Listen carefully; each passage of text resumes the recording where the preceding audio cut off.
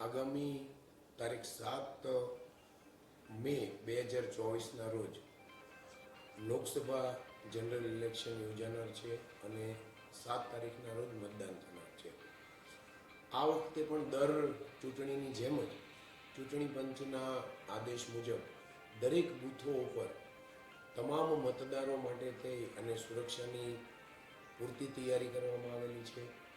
તમામ બૂથો ઉપર મોટા પ્રમાણમાં પોલીસના કર્મચારીઓ તૈનાત કરવામાં આવેલા છે।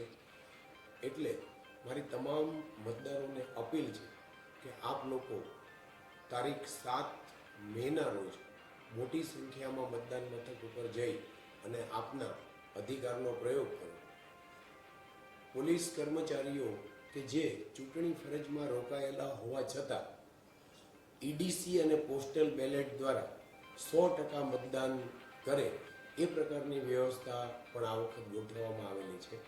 આથી મારે તમામ મતદારોને નમ્ર વિનંતી છે કે આ દિવસે આપ થોડો સમય કાઢી અને મતદાન અવશ્ય કરો।